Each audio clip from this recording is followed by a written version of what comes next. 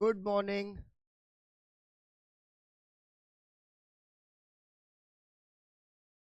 अरे वाह, किरण आज फर्स्ट आ गई। पहले वही दिखी।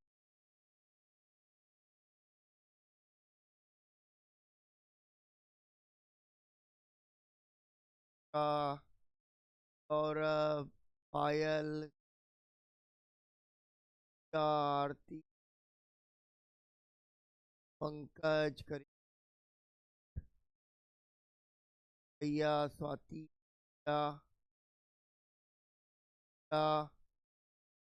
चल, साक्षी, देश, चल, क्या यादव, अंबर खान, मन, बाबूलाल, पलक, आयुष,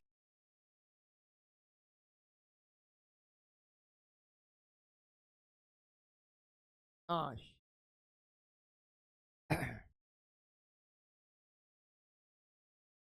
ओके,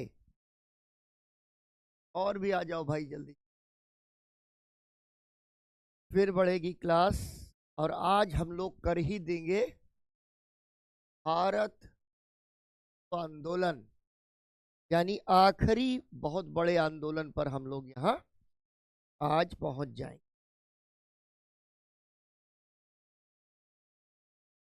ओके,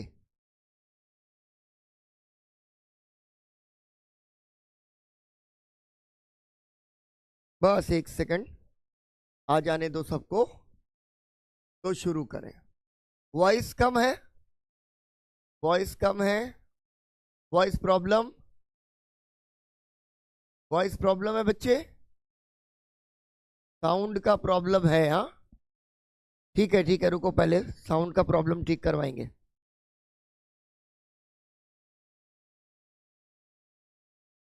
सही से नहीं आ रही है ना?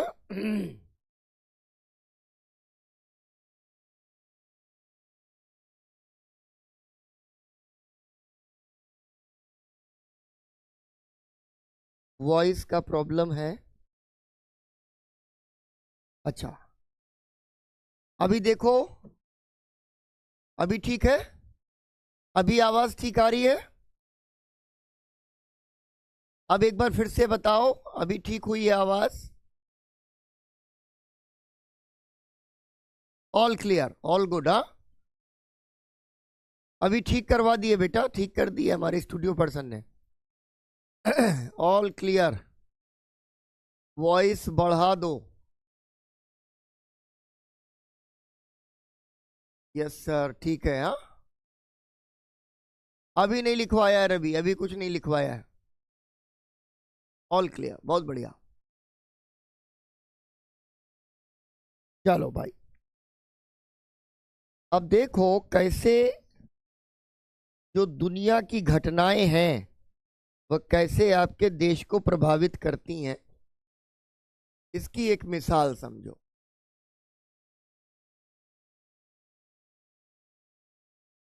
हम लोगों ने बात कर ली कि भाई विश्व युद्ध शुरू हुआ और विश्व युद्ध की वजह से कांग्रेस ने दबाव बनाया, तो कुछ प्रस्ताव आए तो कांग्रेस ने प्रस्ताव ठुकरा दिए। लेकिन 1940 में गांधी जी लेकर के आ गए व्यक्तिगत सत्याग्रह, इंडिविजुअल सत्याग्रह मूवमेंट। लेकिन अभी तक मामला थोड़ा सा बदला हुआ है, ठीक है, मौसम जरा सा बदला हुआ है। और यहां पर गाना बज गया क्या कि ये जो जर्मनी था, अभी तक ये माना जा रहा था कि जर्मनी और सोवियत संघ के बीच में एक समझौता है, अनाक्रमण संधि, अनाक्रमण यानी हमला न करने की संधि। ठीक है, सुना देंगे, सुना देंगे, सुनाएंगे। तो जर्मनी और सोवियत संघ, इन दोनों के बीच समझौता हो गया। हिटलर यहां बैठा था, यहां बैठा था स्टालिन। अंग्रेजों को क्योंकि ये सोवियत संघ और ये सारे लोग एक साथ थे, ब्रिटेन, सोवियत संघ वगैरह। 41 में यानी 1941 में विश्व युद्ध में कुछ ऐसा घटनाक्रम हुआ कि जर्मनी ने कहा ये ले, और सोवियत संघ पे भी हमला बोल दिया। एक तो ये गड़बड़ हो गई कि यहां तो जो युद्ध चल रहा था यूरोप में, अभी तक जो सोवियत संघ जैसी ताकत थी, बहुत बड़ी ताकत थी, दुनिया की सबसे बड़ी सेना उसके पास, ऐसा लग रहा था जर्मनी उसके ऊपर हमला नहीं करेगा। लेकिन जर्मनी ने कहा कि ये ले, और उसके बाद 41 में हमला कर दिया। थोड़ा समय बीता नहीं था कि अमेरिका की आंख में हमेशा से खटकने वाला जापान, जब वर्ल्ड हिस्ट्री पढ़ोगे तब जो है बात करेंगे कि कैसे अमेरिका चिढ़ता रहा शुरुआत से जापान से। ठीक, जापान ने हवाई द्वीप में अमेरिका का एक नौसैनिक अड्डा हुआ करता था, पर्ल हार्बर, उस पर हमला बोल दिया। और भाई साहब, युद्ध का जो ये मोर्चा था ना, ये गंभीर हो गया। अब क्या है, इनके बीच में है भारत। ठीक है, इसको समझ लो, वर्ल्ड वॉर में और अच्छे से समझोगे। एक मोर्चा कहलाता है ये यूरोपीय मोर्चा या पश्चिमी मोर्चा। अभी जितनी बात हम लोग कर रहे थे तब तक युद्ध केवल पश्चिमी मोर्चे में चल रहा है। लेकिन अभी क्या हुआ है कि भाई साहब, जापान की वजह से एक और मोर्चा खुल गया, और वो मोर्चा था तुम्हारा पूर्वी मोर्चा। ठीक, सोवियत संघ और अमेरिका दुनिया की दो सबसे बड़ी ताकतें। 1941 में जर्मनी और जापान ने उनके ऊपर भी हमला बोल दिया। ठीक है, और त्रिगुट बन गया। अब भाई साहब एक चीज बस समझ लीजिए आप कि सोवियत संघ के लिए तो एक गाना बन गया जो बाद में इंडिया में रिलीज हुआ। इन्होंने बहुत ही चतुर बिलैया बनके सोचा था कि जर्मनी से समझौता करके चुपचाप बैठ जाएंगे। ठीक है, बाकी यूरोप में युद्ध होता रहेगा, हम देखेंगे। खाली पोलैंड पे हमला हुआ तो सोवियत संघ को थोड़ा सा दिल घबराया। ठीक है, लेकिन इसके बाद सोवियत संघ चुप बैठ गया। उधर अमेरिका ने सोचा था कि भाई साहब एकदम युद्ध से दूर बैठ के आग सेकेंगे, हथियार बेचेंगे, पैसा कमाएंगे। ठीक है ना, डायग्राम नहीं दिख रहा है? नहीं नहीं, इतना ही डायग्राम है। ये जो वृत्त हैं ये अंदर चले गए बेटा, इतना ही है। ठीक, उसको नहीं करना है। तो सोवियत संघ जो मान के चल रहा था कि जर्मनी तो अपना बच्चा है, हमारे साथ उसने कहा है कि हमला नहीं करेंगे, उसके यहाँ डीजे पे बड़ा बड़ा साउंड बजने लगा कि सैयारा तू तो बदला नहीं है, मौसम जरा सा बदला हुआ है। ठीक है, तो भैया सोवियत संघ में मौसम बदल गया और उसका जो सैयारा था उसने कर दिया खेला। ठीक है, और इधर अमेरिका। अब ये दो जो चीजें हो गई, इन दो चीजों के वजह से कहानी बदल गई। क्यों? क्योंकि ये है भारत। ठीक है, और भारत किसका है उस समय? गुलाम ब्रिटेन का। लेकिन इधर से जापान ने कहा तेरी ऐसी की तैसी पर्ल हार्बर। ठीक है, और नीचे की तरफ Thailand, Cambodia, Malaysia, Vietnam, Indonesia, Philippines, सब तरफ जापान का कब्जा। और फिर जापान चला आया आज के म्यांमार या पहले के बर्मा तक। पहले युद्ध चल रहा यूरोप में, तब भी ब्रिटेन को भारत की जरूरत है, लेकिन अब जब युद्ध पूर्वी मोर्चे से भारत की सीमाओं तक पहुंच गया है तो क्या होगा कि जापान का हमला होगा, और ऐसा ना हो कि जापान के हमले की वजह से जज्बात और चीजें यहां पर बदल जाएं। ठीक है ना। तो एक चीज जो कल से आगे हम लोग बढ़ रहे हैं उस पर लिखो, एक हेडिंग बनाओ। 1941 में ये हेडिंग है,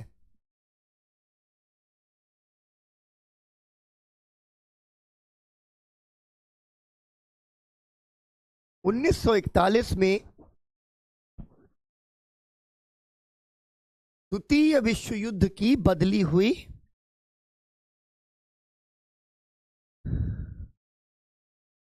गले में अटक गया है यार, ये पोल्यूशन अटक गया है बच्चे। सृष्टि, पोल्यूशन ने मेरा गला एकदम बिठा दिया है।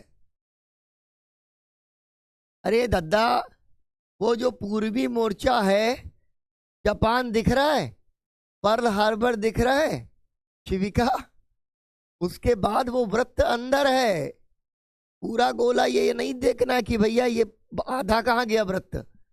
ठीक, मैंने ऐसे बना दिया है, घबराओ नहीं कि पूरा दिख नहीं रहा बोर्ड, मैंने ऐसे कर दिया बस। ठीक तो परेशान नहीं हो। ठीक है, हेडिंग लिखो, 1941 में द्वितीय विश्व युद्ध की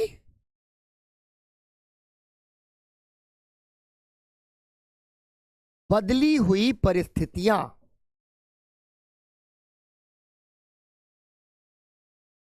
1941 में द्वितीय विश्व युद्ध की बदली हुई परिस्थितियां लिखो।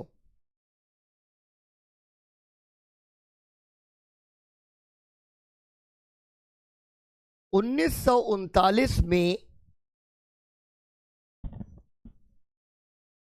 1939 में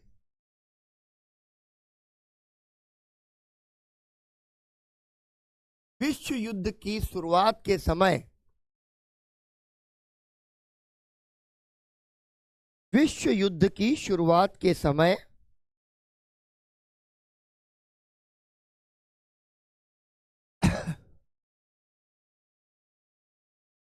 विश्व युद्ध की शुरुआत के समय आधे पोलैंड पर जर्मनी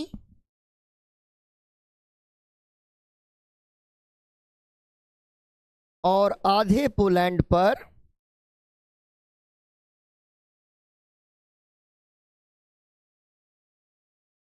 सोवियत संघ ने अधिकार कर लिया।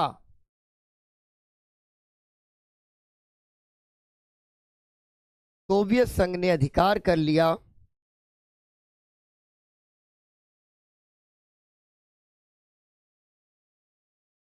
परंतु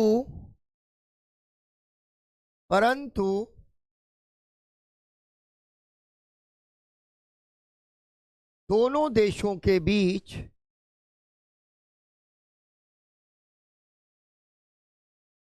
परंतु दोनों देशों के बीच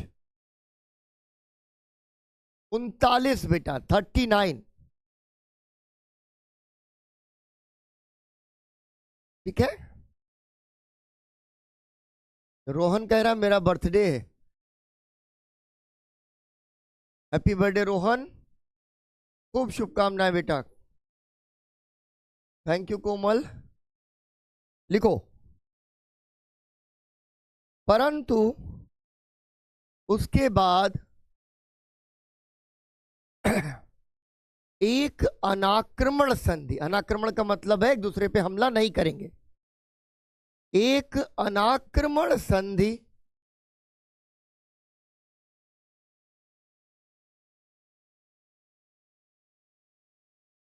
के कारण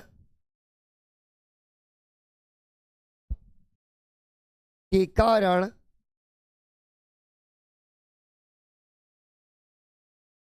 कोई युद्ध नहीं हुआ, या दोनों के बीच कोई युद्ध नहीं हुआ।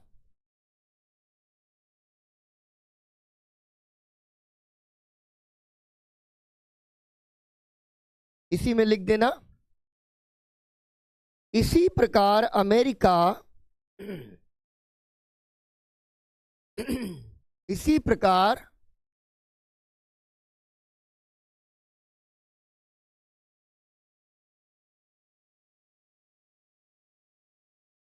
ऐसा है बेटा, मेरी क्लास में मेरी परंपरा है कि बर्थडे अगर कोई लिखता है तो हम लोग विश कर देते हैं। बढ़िया है इसी महीने में सबका बर्थडे हो जाए, ठीक, सारी विशेष रख लेगा। बर्थडे जब आएगा 6 महीने के बाद में तो सारी विशेष निकाल लेगा, है ना। ठीक, लिखो, इसी प्रकार अमेरिका अभी तक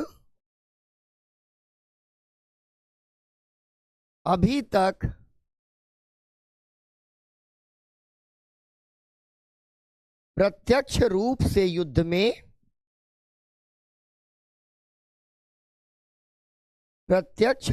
युद्ध में शामिल नहीं था।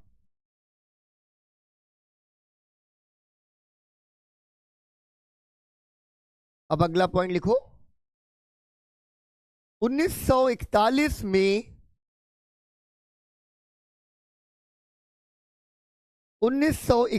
में यह परिस्थितियां बदल गईं।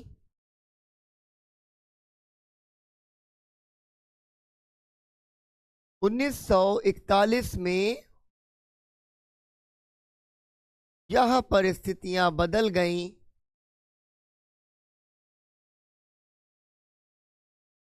जर्मनी ने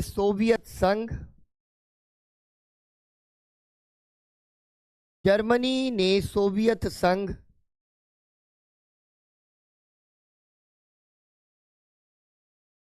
और जापान ने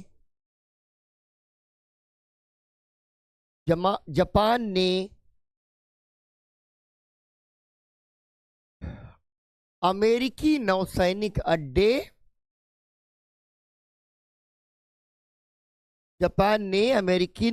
अड्डे पर्ल हार्बर पर हमला कर दिया।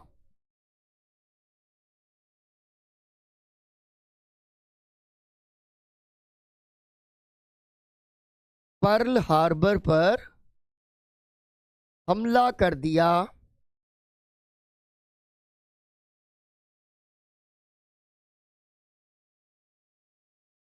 अब युद्ध 2 मोर्चों पर चलने लगा।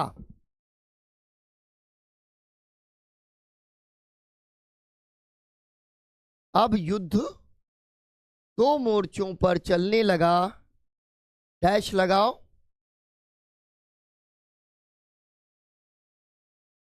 ठीक है, डैश लगाओ। अब बर्थडे विश हो गया।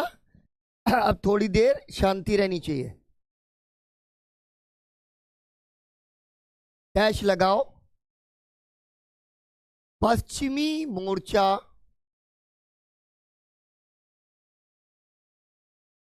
और पूर्वी मोर्चा।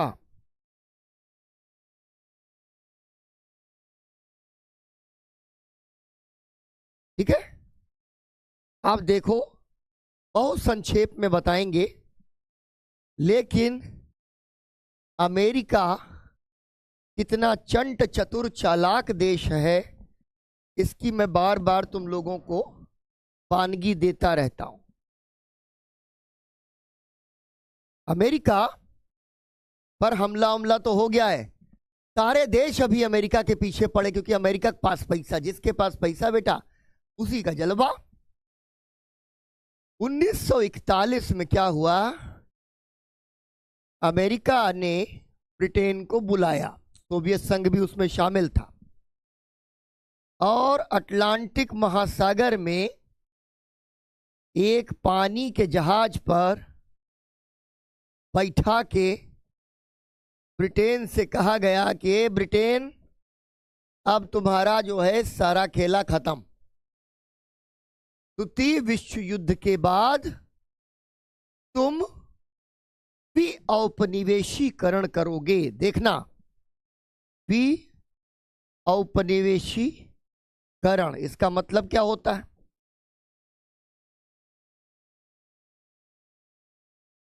भी औपनिवेशीकरण, औपनिवेशीकरण यानी गुलाम बनाना, भी औपनिवेशीकरण यानी गुलामों को छोड़ देना। ठीक है, गुलाम देशों को स्वतंत्र कर देना। स्वतंत्र से मतलब ये वाली स्वतंत्रता नहीं, डोमिनियन स्टेटस दे दो। डोमिनियन स्टेटस, महारानी बनी रहेंगी लेकिन राजकाज वही लोग चलाएंगे। अटलांटिक चार्टर आ गया और मजबूरी में ब्रिटेन को कहना पड़ा कि द्वितीय विश्व युद्ध के बाद अमेरिका को कहना पड़ा कि हम दो देशों को डोमिनियन स्टेटस दे देंगे, एक कनाडा और दूसरा भारत। तो तीसरी घटना तो यह हो गई 1941 में। लिखो, इसके अतिरिक्त अगला पॉइंट है, इसके अतिरिक्त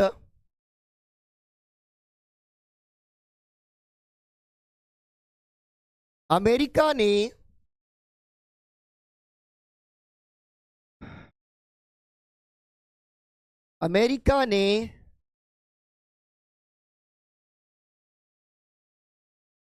ब्रिटेन को अटलांटिक चार्टर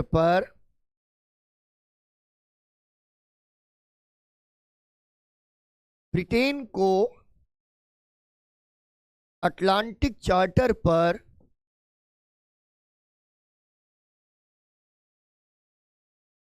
हस्ताक्षर करने को मजबूर किया। हस्ताक्षर करने पर मजबूर किया,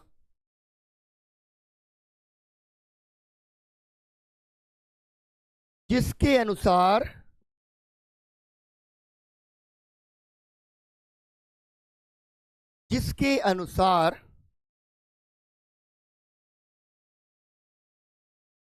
युद्ध के बाद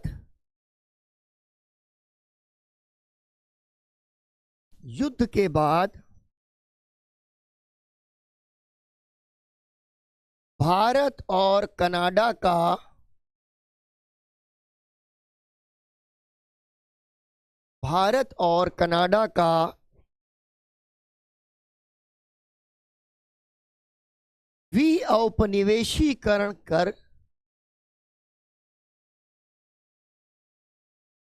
औपनिवेशीकरण कर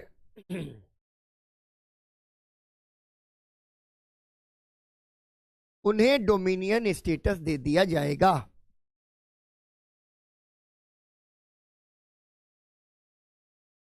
उन्हें डोमिनियन स्टेटस दे दिया जाएगा। आखिरी पॉइंट लिख लो,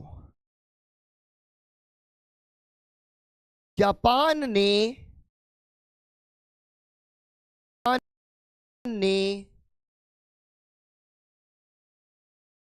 चीन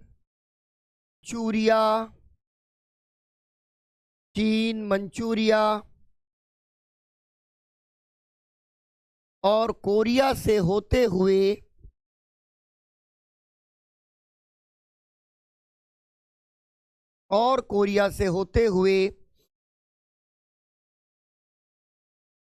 सुदूर पूर्व के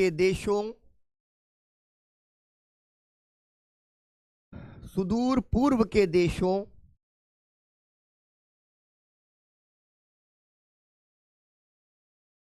जैसे फिलीपींस, इंडोनेशिया,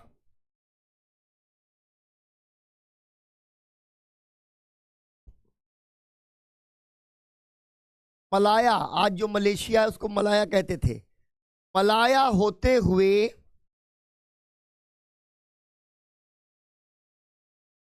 बर्मा तक अधिकार कर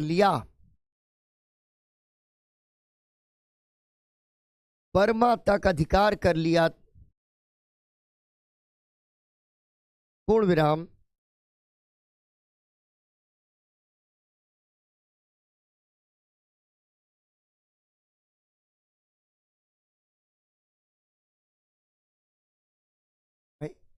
class stuck sir, Vikansha class stuck.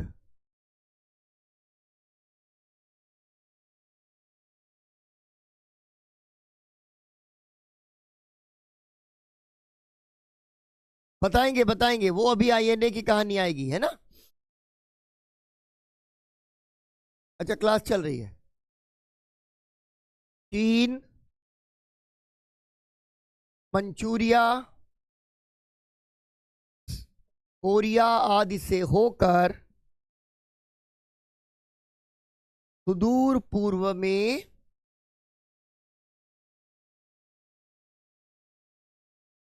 Philippines, Indonesia होते हुए, फिलीपींस, इंडोनेशिया, मलाया होते हुए, मलाया, मलाया प्रायद्वीप था जहां अंग्रेजों का कब्जा था। आज का जो मलेशिया है उसको भी जापान ने, ब्रिटेन को वहां हरा दिया। मलाया होते हुए बर्मा तक अधिकार कर लिया।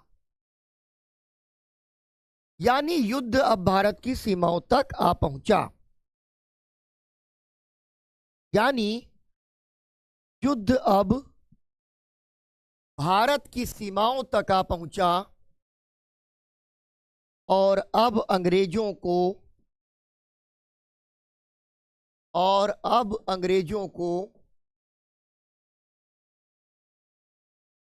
किसी भी तरह, अब अंग्रेजों को किसी भी तरह भारतीयों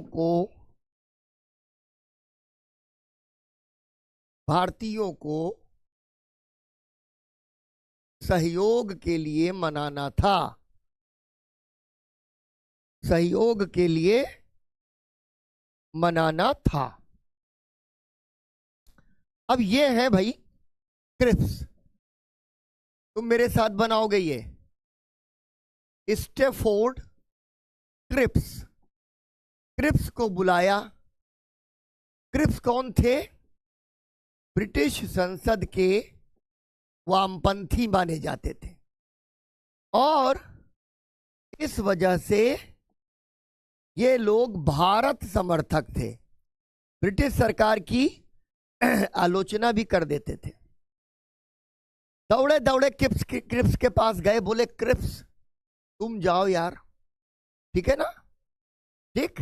स्टैनफोर्ड मजदूर नेता, वामपंथी नेता, बिल्कुल, कि भारत वाले तुमसे थोड़ा जो है ना दोस्ती मानते हैं और तुम भी जो है उनकी दोस्ती निभाते रहते हो।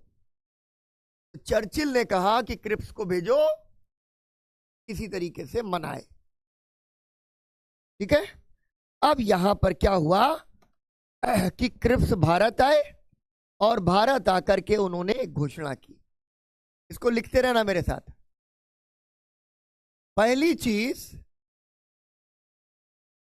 जितनी जल्दी संभव होगा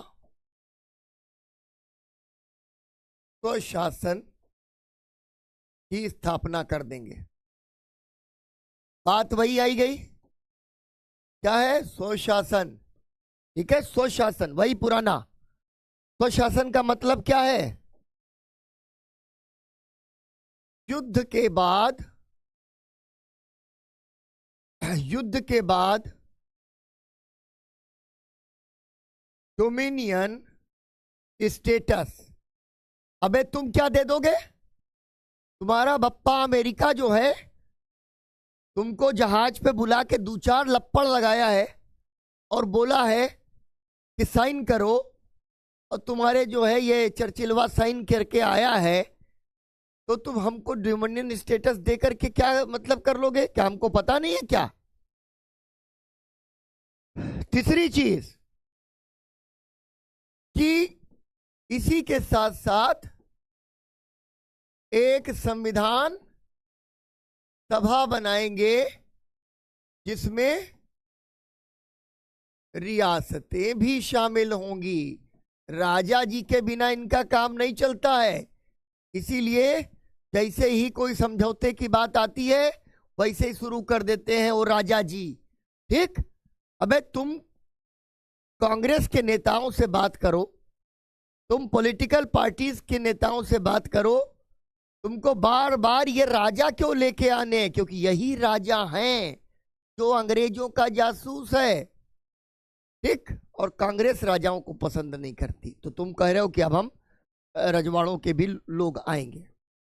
फिर उन्होंने कहा कि अगर कोई प्रांत, अब ये कितनी खतरनाक बात ये कर रहे हैं कि अगर कोई प्रांत नया संविधान स्वीकार ना करे तो ब्रिटेन से अलग से संविधान बना करके समझौता कर ले। अगर कोई प्रांत संविधान से असहमत तो ब्रिटेन से सीधा समझौता कर लेगा। अच्छा भाई, खाली तुम ही सयाने हो, हमारे तो मत्थे पर गधा लिखा हुआ है ना भारतीय नेताओं के। आप यहां पर बात बड़ी बड़ी कर रहे हो, जितनी जल्दी संभव होगा। अरे संभव नहीं, अभी करो। गुस्सा दिलाने वाली बात कर गए क्रिप्स। ठीक है, रानी उनके पास है। आलोक कह रहा कि सर राजाओं को इसलिए जो है अपने साथ रखते थे क्योंकि रानी उनके पास है। बात सही है। राजतंत्र और राजतंत्र ये चिढ़ाने वाला काम कर गए। पहला तो जब संभव होगा तब देंगे, अभी नहीं देंगे। दूसरा देंगे क्या? डोमिनियन स्टेटस देंगे। तीसरा संविधान बनेगा, रियासतें आएंगी। चौथा कोई प्रांत तैयार नहीं होगा तो अलग से समझौता कर लेगा। यानी मुस्लिम लीग अगर चाहेगी तो अंग्रेजों से अलग मामला, अलग समझौता कर लेगी। फिर अभी तो किसी को पता नहीं है युद्ध कब तक चलेगा, तो कहा कि युद्ध तक रक्षा मामले वायसराय देखेगा। जब तक विश्व युद्ध चल रहा है तब तक रक्षा मामले वायसराय के पास होंगे, और उसके बाद डोमिनियन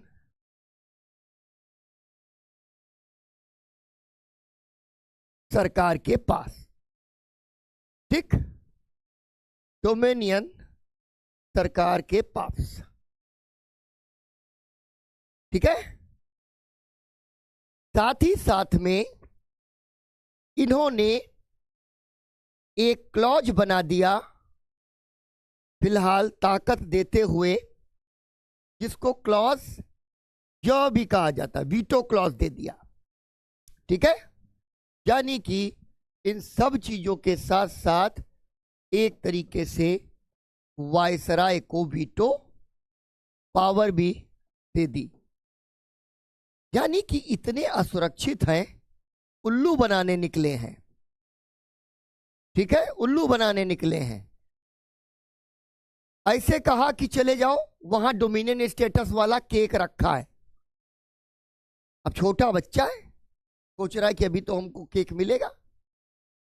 वो चला, उसको पता चला कि अरे यार, यहाँ नीचे तो गड्ढा खोद के रखा हुआ था, ऊपर कालीन बिछाई थी, गड्ढे में गिर गया। हम फिर भी सोचा कि चलो डोमिनियन स्टेटस है, आगे बढ़ेंगे। तो देखा कि उसके आगे तो उन्होंने बहुत सारे भारी भारी बक्से रख रखे। बेचारा कैसे ऊपर चढ़ के निकल जाए। ऊपर चल के निकल जाए तो सबसे आखिर में केक के ठीक बगल में वायसराय बैठा है और आंखें घूर देश, जोरदार। बच्चा रो के वापस आ जाएगा। मूर्ख समझ रहे हैं। तो ये क्या हो गया? ये चिढ़ाने वाला कार्यवाही हो। कभी कभी कहते ना कि अबे तुम चुप रहते तो बेहतर होता। बोल दिए 4 शब्द, मामला गड़बड़ हो गया। तो क्रिप्स आए थे हरिभजन को और ओटन लगे कपास। सोचा गया था कि क्रिप्स जो हैं आएंगे तो कुछ रास्ता खोलेंगे। यहां पर गांधी जी और कांग्रेस ने कहा कि ये पोस्ट डेटेड चेक है, यानी एक ऐसा चेक दे रहे हो जिस पर भविष्य की कोई तारीख लिखी हुई है, यानी हम इसको अभी नहीं भुना सकते। युद्ध तुम्हारा 10 साल चले, 10 साल, तो 10 साल हम इंतजार करें कि एक दिन युद्ध खत्म होगा और हमें डोमिनियन स्टेटस मिलेगा। फिर राजा साहब आके बैठेंगे और राजा जी गाना गाएंगे और उसके बाद मुस्लिम लीग को भी आप अपने साथ लाएंगे, जिन्ना हमको बैठ के निरंतर घूरेगा और मुस्लिम बहुल प्रांतों की आजादी मांगेगा। कब विश्व युद्ध खत्म होगा? 10 साल बाद। किसी को 42 में पता है कि 45 में खत्म हो जाएगा? किस्मत अच्छी थी, वरना जो हिटलर मार रहा था ब्रिटेन को, वो गलत नहीं मार रहा था, बहुत बढ़िया लग रहा था। पटक दे बेटा, सिर के बल जो है पटको, एकदम चौक इस्लाम दे दो ब्रिटेन को, ठीक है, चौक इस्लाम दे दो। तो अच्छा तो कर ही रहा था। खैर, तो क्या हुआ कि अब इस पर कांग्रेस की प्रतिक्रिया आएगी। लिखो,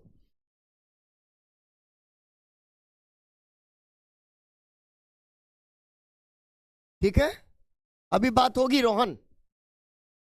लिखो, कांग्रेस ने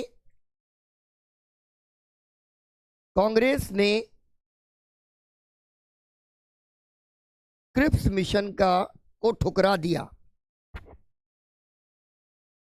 कांग्रेस ने क्रिप्स मिशन को ठुकरा दिया और गांधी जी ने इसे पोस्ट डेटेड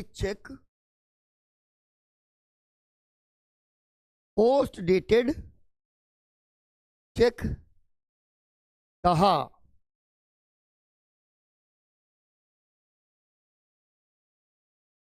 अगला पॉइंट,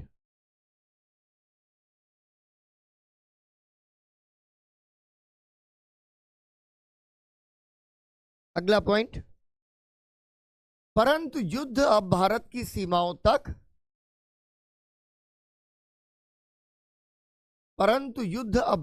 सीमाओं तक आ पहुंचा था।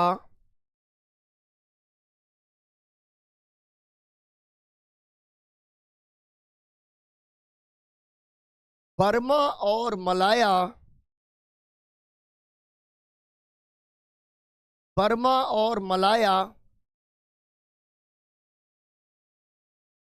जैसे ब्रिटिश उपनिवेशों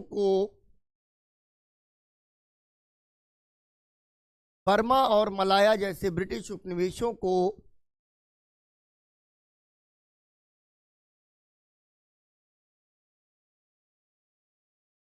जापान का हमला होने पर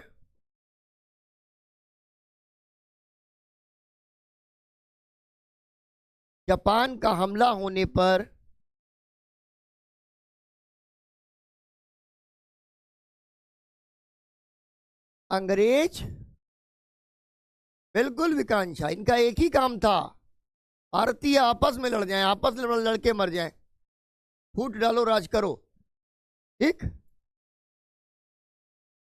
अंग्रेज भगवान भरोसे छोड़कर चले आए थे, भाग गए थे। बर्मा पे हमला हुआ, मलाया में तुम्हारा अधिकार था, लेकिन स्थानीय जनता को भगवान भरोसे छोड़ के भगिया ससुरे। फिर म्यांमार आ गए, बर्मा में तुम्हारी कॉलोनी थी, तुम बहुत बड़े राजा साहब बने घूम रहे हो, स्थानीय जनता के साथ लड़ते, छोड़ के भाग गए तुम बर्मा भी। जापानी जो बर्मा के स्थानीय नागरिकों के साथ कुछ भी करें, अंग्रेजों को फर्क नहीं पड़ता, मुझे फर्क नहीं पहनता, और वहां से भाग लिए। लंदन पे जब हमला किया जर्मनी ने, तब तो नहीं भागे तुम। हम लंदन की हर सड़क और गली में जर्मनी का मुकाबला करेंगे। तब ये मोटका चर्चिल जो है, विंसेंट चर्चिल, तब बहुत बड़ा देशभक्त बन गया। यानी भारत के लोग, बर्मा के लोग, मलाया के लोग तुम्हारे लिए कीड़ा मकोड़ा है। चांदनी बिल्कुल सही लिखा बेटा।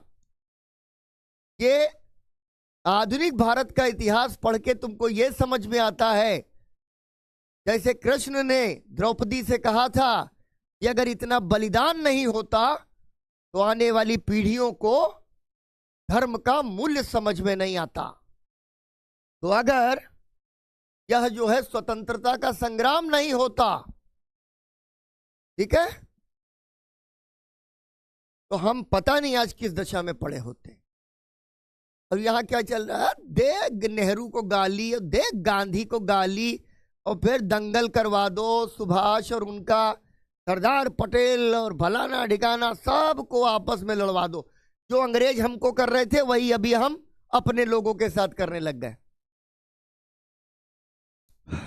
ठीक, एक्टिंग नहीं है, गुस्सा है यार, गुस्सा है। चर्चिल द्वितीय विश्व युद्ध का महानायक, द्वितीय विश्व युद्ध का महानायक। ब्रिटेन ने बहुत मजबूती से सामना किया। यहां हमसे पूछो कैसे सामना किया, भाग गए बेटा। चलो लिखो, छोड़कर भाग गए थे। फिर लिखो, भारत पर, भारत के पूर्वोत्तर इलाकों में भारत के पूर्वोत्तर इलाकों में और बंगाल व उड़ीसा तक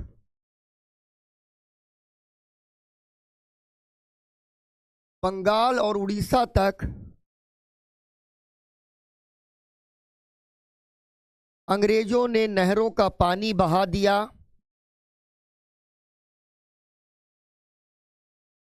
अंग्रेजों ने नहरों का पानी बहा दिया, पूर्ण विराम। गाड़ियां, नावें और मकान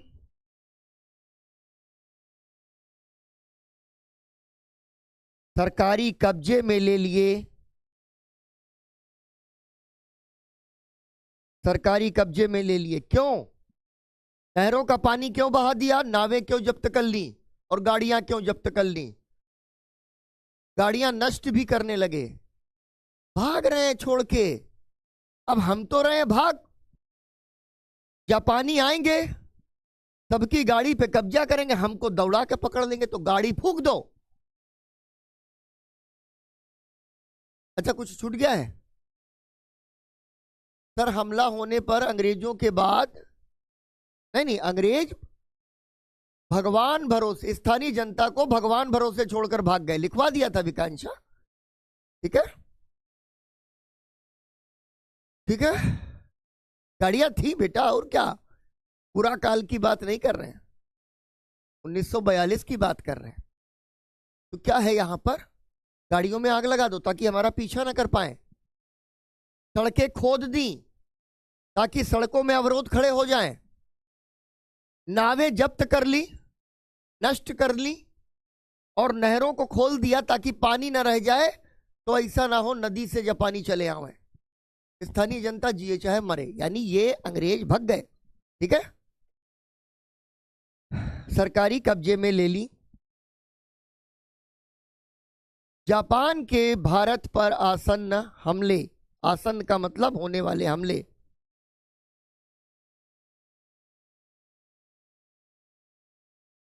जापान के भारत पर होने वाले आसन्न हमले की परिस्थिति में की परिस्थिति में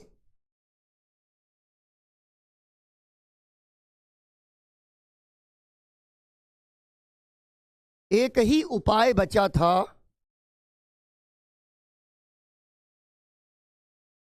डैश लगाओ,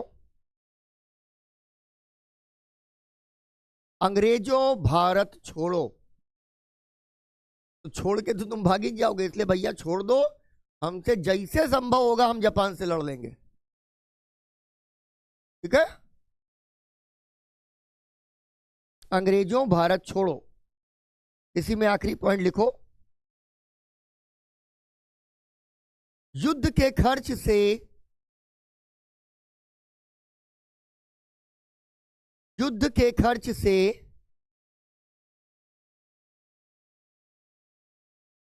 जनता बुरी तरह त्रस्त थी।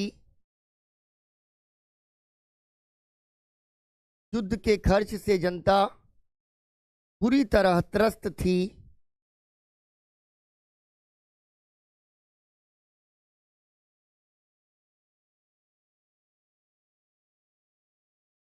ब्रिटेन द्वारा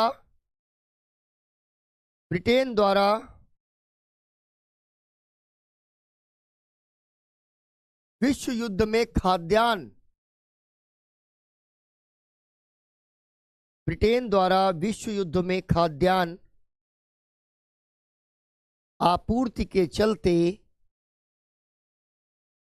खाद्यान्न आपूर्ति के चलते भारत में खाद्यान्न संकट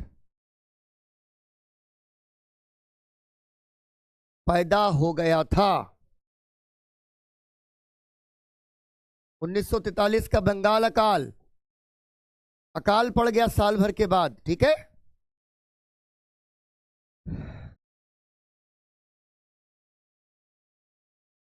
और इसी में लिखो आखिरी पॉइंट,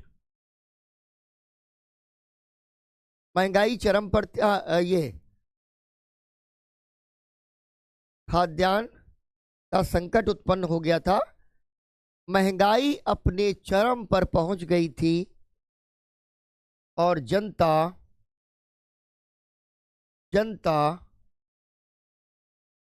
उद्वेलित थी, उद्वेलित। अब जरा देखो भाई, जैसे गांधी जी के 3 बंदर हैं, वैसे ही गांधी जी के 3 आंदोलन हैं। असहयोग, अंग्रेजों से सहयोग ना करो, सभी नए अवज्ञा, कानून तोड़ो। असहयोग में कानून नहीं टूट रहा है, केवल सहयोग बंद करेंगे। सविनय अवज्ञा में विनम्रता, अहिंसा के साथ कानून का उल्लंघन करेंगे। और अब आ गया गांधीवादी रणनीति का आखिरी चरण, क्योंकि गांधी जी ये समझ रहे हैं कि अब भैया वो परिस्थितियां आ गई हैं कि करेंगे या मरेंगे, इसके अलावा कोई चारा हम लोगों के लिए बचा नहीं है। क्योंकि अंग्रेज जितने बुरे हैं, अंग्रेजों से 1000 गुना ज्यादा बुरे अभी जापानी है। ठीक है,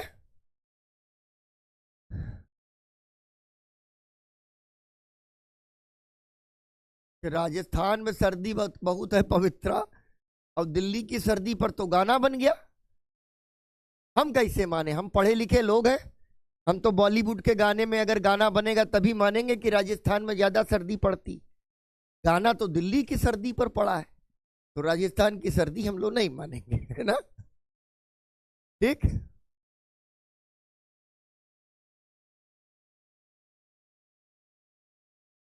भारतीयों को विश्व युद्ध में गांधी जी ने नहीं भेजा बच्चे, विश्व युद्ध में गांधी जी ने नहीं भेजा, बिल्कुल। निधि इमेजिन करो बेटा, फिर तभी मूल्य समझ में आएगा।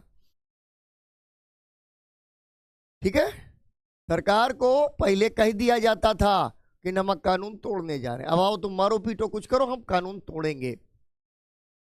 ठीक, अरे दिल्ली की सर्दी यही गाना है, यही उसका टाइटल है, और तुम गाना हमसे ना सुनने का प्रयास करो।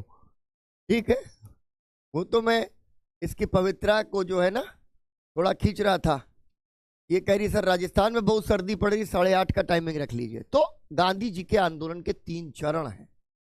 और अब ये जो दोनों चरण हैं उसमें गांधी जी का एक आग्रह है, अहिंसा। पहला आंदोलन तो चौरी चौरा की हिंसा के बाद गांधी जी ने वापस ले लिया, लेकिन अभी जो है गांधी जी क्या कहते हैं,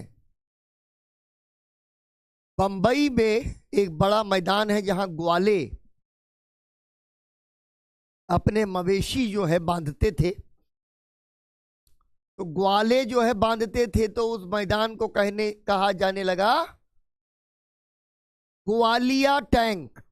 बहुत बड़ा हौज था, उसमें पानी था, टैंक। तो मवेशियों का चारा पानी सब वहीं हो जाता था, वहीं बांधा जाता था। गांधी जी ने वहां भाषण दिया।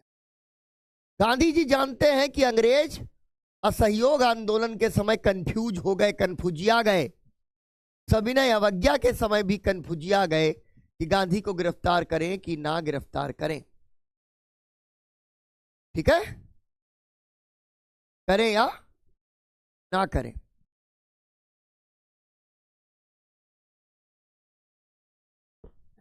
ये वाला माइक ना एकदम कनपटी दबा देता है, ऐसा लगता है कि कोई एक्यूप्रेशर एक्यूपंचर किए दे रहा है।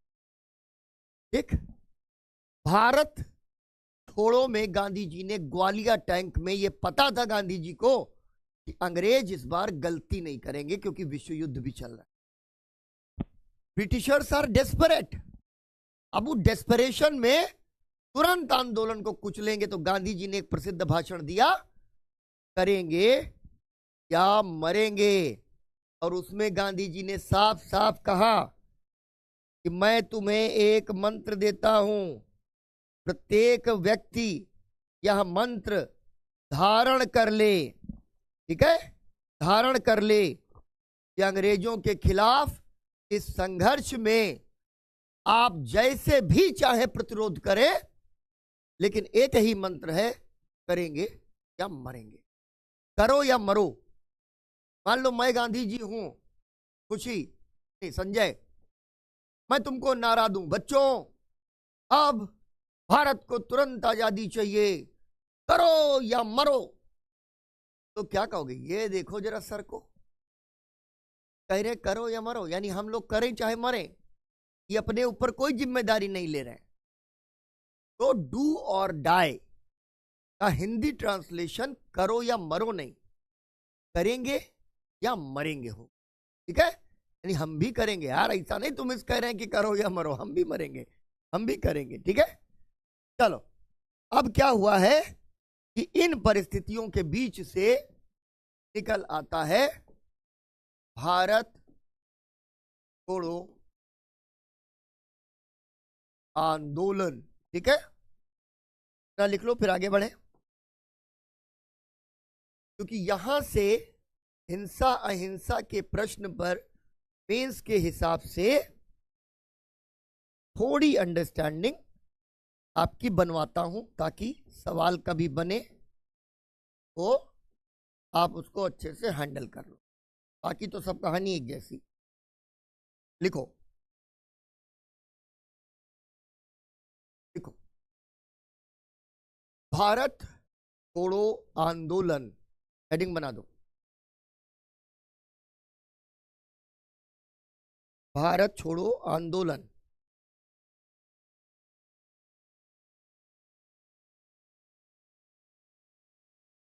हेडिंग के नीचे लिखो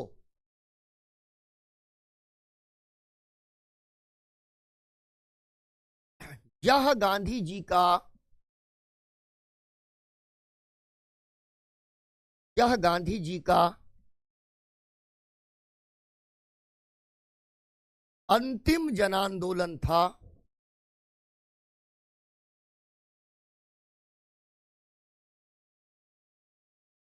गांधी जी का अंतिम जन आंदोलन था।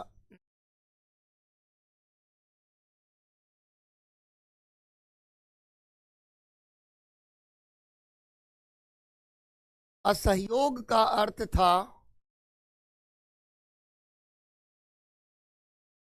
असहयोग का अर्थ था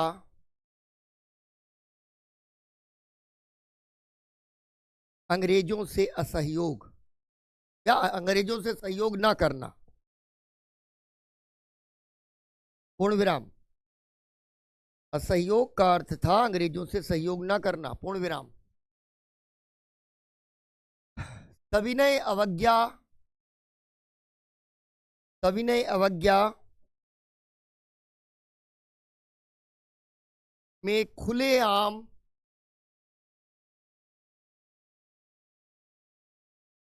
में खुलेआम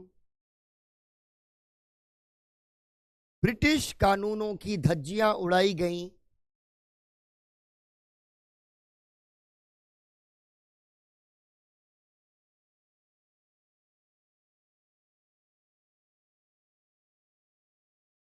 जबकि भारत छोड़ो आंदोलन,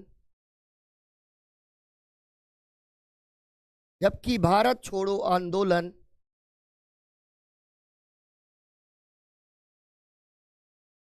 में गांधी जी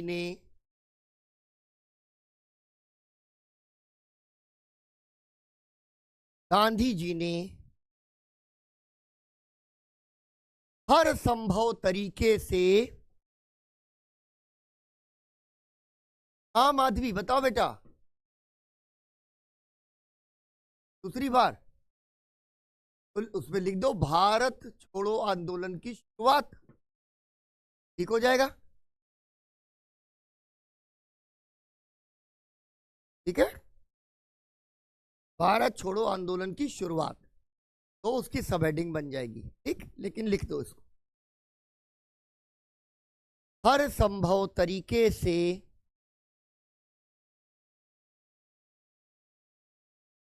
अंग्रेजों को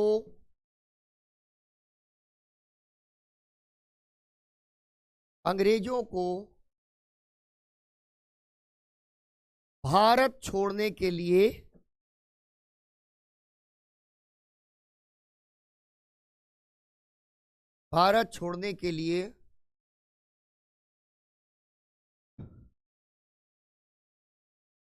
मजबूर करने की स्वतंत्रता दे दी, करने की स्वतंत्रता दे दी।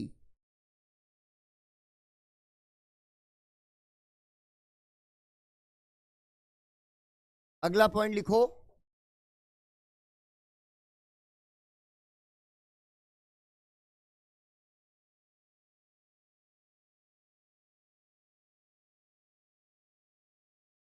माधवी क्या कह रही है? माधवी बेटा, भारत छोड़ो आंदोलन की पृष्ठभूमि वो वैश्विक पृष्ठभूमि थी तो लिखवाई थी, ठीक है ना। वेडनेसडे को वीरेंद्र खत्म कर देंगे, है ना, वेडनेसडे हम लोग खत्म कर लेंगे, ठीक है ना। नहीं, ये माधवी को थोड़ा कंफ्यूजन था इसलिए तो बोला, ठीक है। अब बंद कर रहे थोड़ी देर। चलो, क्या लिखवाया?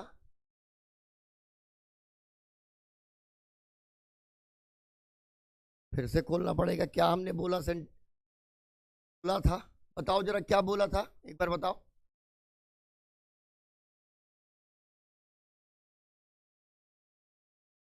नहीं नहीं संध्या, जयदेव, क्रिप्स मिशन खत्म हो गया बेटा, क्रिप्स मिशन के बाद तो हम आगे बढ़ गए हैं, बहुत बढ़िया, स्वतंत्रता दे दी। अच्छा, इतना ही बोला था। अब लिखो अगला पॉइंट, चौरी चौरा में, चौरी चौरा में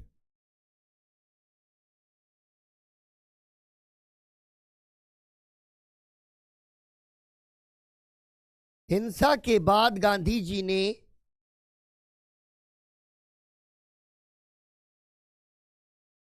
असहयोग आंदोलन, असहयोग आंदोलन वापस ले लिया था,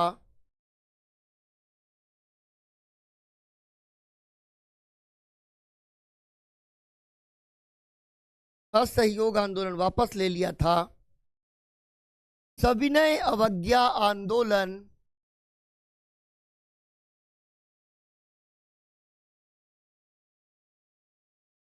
सविनय अवज्ञा आंदोलन अहिंसक आंदोलन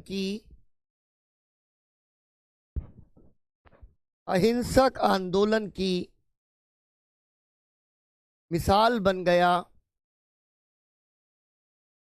ठीक है बेटा, अभी पता नहीं है वर्ल्ड हिस्ट्री, ठीक है, हो सकता है कि मैं पढ़ाऊं, ये तुम्हारे बैच मैनेजर्स वगैरह तय करते हैं। वेडनेसडे तक हम लोग मॉडर्न इंडिया खत्म करेंगे। संध्या का क्वेश्चन क्या है?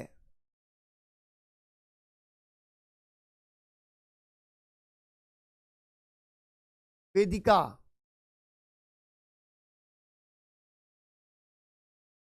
नहीं नहीं, हिंसा इज बेटर देन अहिंसा नहीं है बेटा। वेदिका अभी बताएंगे। संध्या जल्दी से सवाल बताओ बेटा, क्या पूछ रही हो? जनता को प्रथम विश्व युद्ध में जाने को नहीं बोला था, एक एम्बुलेंस कॉर्प्स का गठन किया था, ठीक है, बोअर युद्ध में। और जब फर्स्ट वर्ल्ड वॉर आया तो अंग्रेजों की सहयोग की उन्होंने बात की थी, जनता को सेना में भेजने की बात नहीं थी। संध्या का एक सवाल देख लें, ये कुछ कह रही है, उसके बाद मैं आप कमेंट बॉक्स बंद करूंगा। जल्दी से। मोर देन ओके, बिल्कुल बीरेंद्र, मोर देन इनफ। अब पढ़ाना तो है शिवा, पोस्ट इंडिपेंडेंस इंडिया, लेकिन ये बैच मैनेजर्स करते हैं बेटा। संध्या का सवाल देख ले, केवल उतना ही कर रहे हैं बस। अब संध्या सवाल ही नहीं डाल रही। आसन्न हमला, होने वाला है हमला। अहिंसा जो है क्यों अपनानी पड़ी? अहिंसा नहीं, हिंसा की बात है। संध्या, सर किसने भारतीयों को विश्व युद्ध में शामिल किया था? सर अंग्रेजों ने। संध्या, अंग्रेजों ने शामिल किया था, सरकार उनकी थी बेटा। चलो आखिरी लिखो। सविनय अवज्ञा आंदोलन अहिंसक आंदोलन की मिसाल बन गया, परंतु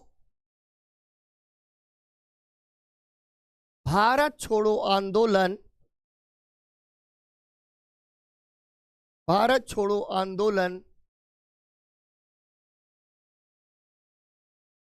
के समय,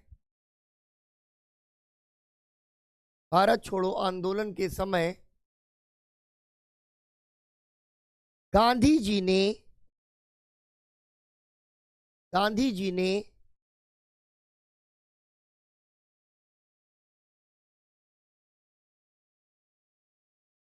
हर संभव तरीके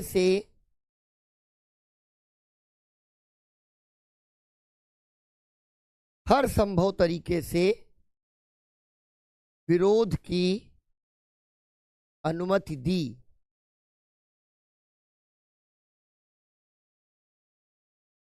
इसी अब समझ में आ जाएगा। लिखो, क्योंकि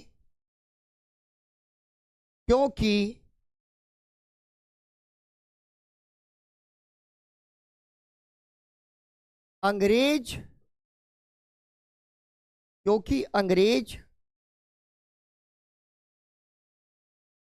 आंदोलन का दमन करके, क्योंकि अंग्रेज आंदोलन का तुरंत दमन करेंगे,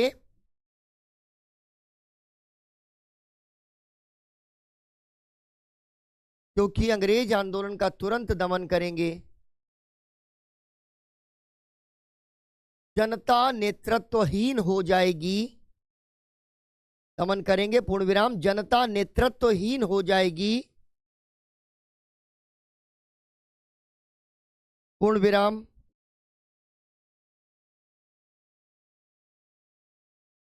परंतु आंदोलन अब अनिवार्य था।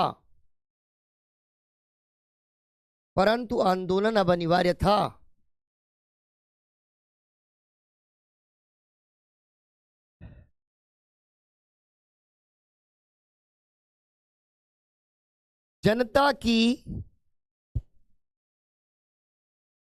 की राजनीतिक चेतना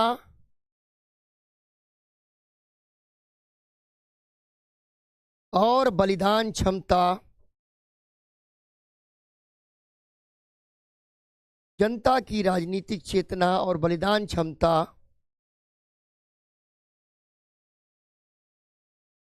अब बहुत शक्तिशाली हो चुकी थी। इसलिए गांधी जी ने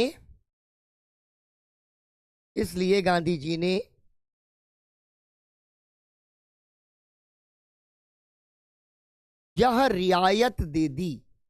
रियायत से मतलब है एक तरीके की छूट प्रदान करना, या छूट दे दी या रियायत दे दी।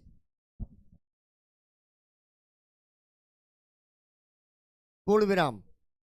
मेंस का सवाल अगर आ जाए इसी हिंसा अहिंसा के प्रश्न और भारत छोड़ो आंदोलन पर, तो आपके लिए यह समझदारी बनानी जरूरी है। अगला पॉइंट लिख लो। एक 1942 में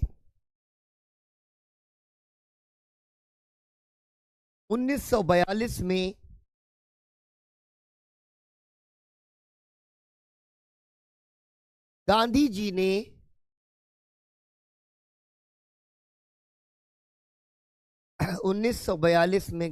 ने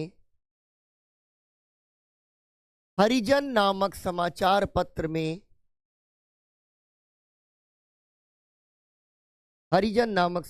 पत्र में एक लेख लिखा।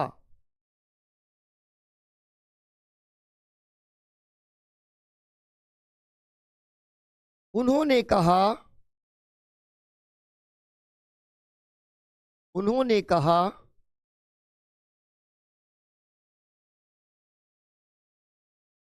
कि भारतीय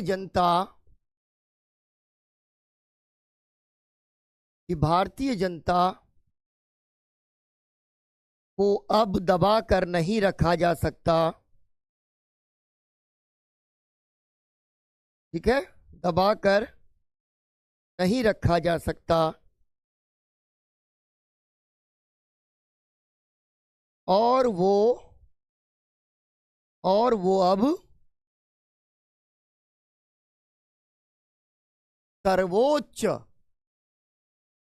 वो अब सर्वोच्च बलिदान के लिए तैयार है। यानी गांधी जी ये मान रहे हैं और वो सर्वोच्च बलिदान के लिए तैयार है। गांधी जी ये मान रहे हैं कि अब जनता इतनी सयानी है, इतनी चेतना संपन्न है कि जब ये आंदोलन कुचल दिया जाना है तो उनको जो है ना, हर व्यक्ति को अपनी स्वतंत्रता की लड़ाई लड़ने का अधिकार है। अब वो लड़ाई लड़े। गांधी जी कह तो रहे हैं कि अहिंसक ढंग से लड़ो, लेकिन यहां पर गांधी जी जैसे ही कहा कि करेंगे या मरेंगे, बाकी तुम देख लेना। ठीक, तो ये मसला यहां पर हो गया। तो गांधी जी का एक बात क्या है, गांधी जी एक बहुत बड़ी बात कहते हैं। एक होता है साध्य, एक होता है साध्य, यानी गोल या एंड। ठीक है, एक होता है साधन यानी मीन्स या तरीका। गांधी जी हमेशा साध्य को और साधन को, दोनों को पवित्र मानते हैं। दोनों पवित्र होने चाहिए। तुम आईएएस बनना चाहते हो और उसके बाद कल को कोई शॉर्टकट तुमको बताए कि तुम चीटिंग करके, पैसा दे करके, करप्शन करके, ऊपर अप्रोच लगा करके भी आईएएस बन सकते हो, तो तुम्हारा साध्य क्या है कि आईएएस बनना है, लेकिन तुमने साधन गलत अपना लिया, साधन गलत अपना लिया। तो गांधी जी कहते हैं गड़बड़ है। लेकिन गांधी जी ने भारत छोड़ो आंदोलन के समय साध्य यानी गोल को ज्यादा महत्व दिया और कहा इसको अचीव करना है। और यहां पर उन्होंने साधन में हिंसा या अहिंसा के प्रश्न को शामिल नहीं किया। क्यों? क्योंकि जनता अब राजनीतिक चेतना संपन्न है। लिखो। अब देखो क्या हुआ, कुछ प्रीलिम्स के फैक्ट लिखो। कुछ प्रीलिम्स के फैक्ट्स लिखो। जुलाई 1942 में, जुलाई 1942 में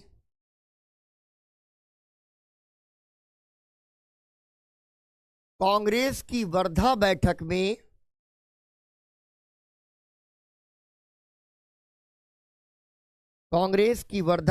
में गांधी जी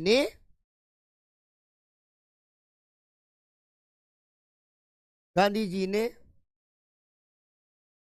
भारत छोड़ो आंदोलन का प्रस्ताव दिया। तो पहला सवाल तो यही आ गया कि गांधी जी ने कहा यह प्रस्ताव दिया, वर्धा बैठक में प्रस्ताव दिया।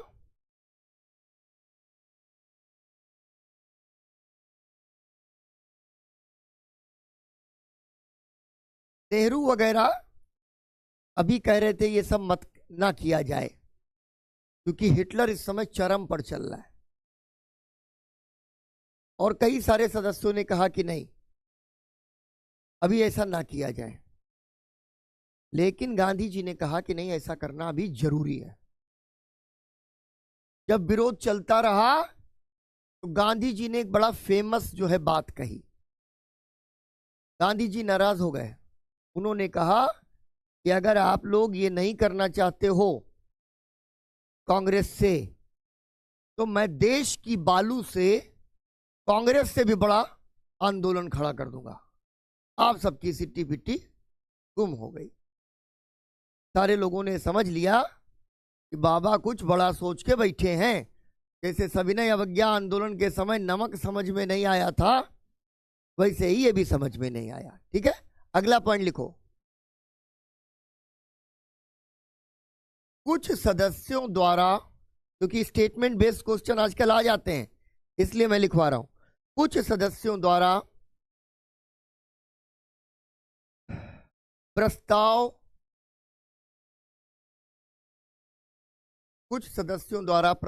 पर आपत्ति जताने के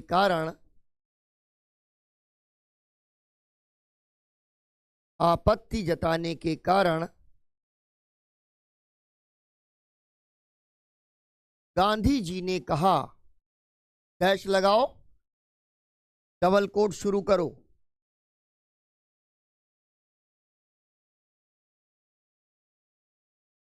मैं देश की बालू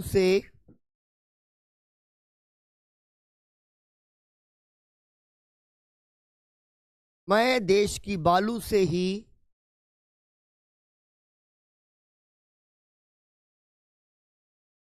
कांग्रेस से बड़ा आंदोलन खड़ा कर दूंगा।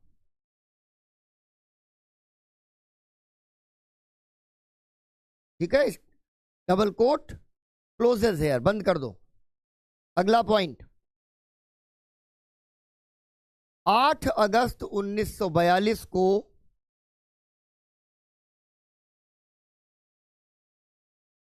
बंबई के ग्वालिया टैंक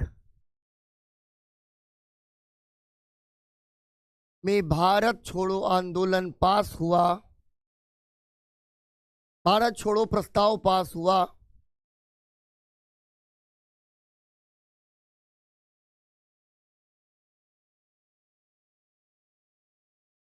इसी दिन गांधी जी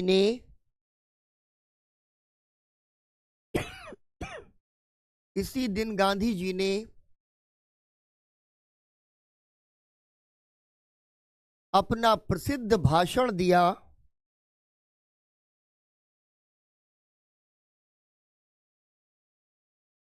जिसे जो करेंगे या मरेंगे, ब्रैकेट में डू और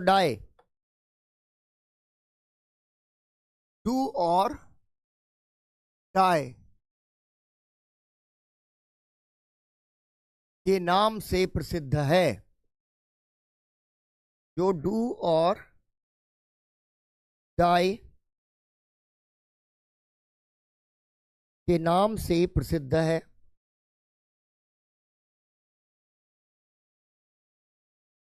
अगला पॉइंट, जैसी की उम्मीद थी, जैसी की उम्मीद थी 9 अगस्त की सुबह ही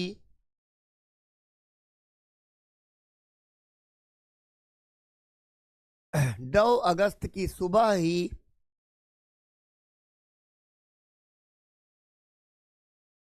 गांधी जी सहित सभी कांग्रेसी नेता, आजाद भी चले गए, पटेल भी चले गए, नेहरू भी चले गए जेल, सबको जेल भेज दिया। गांधी जी सहित सभी कांग्रेसी नेता गिरफ्तार कर लिए गए।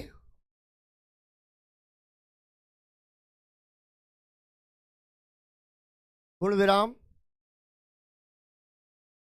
कांग्रेस को गैर कानूनी घोषित कर दिया गया।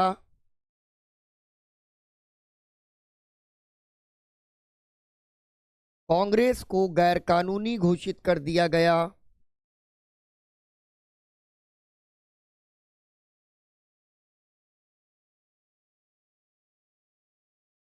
प्रेस पर कड़े प्रतिबंध लगा दिए गए।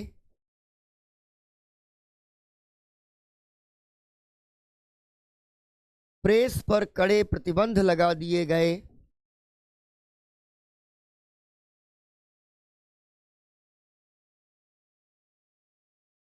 और हर प्रकार के राजनीतिक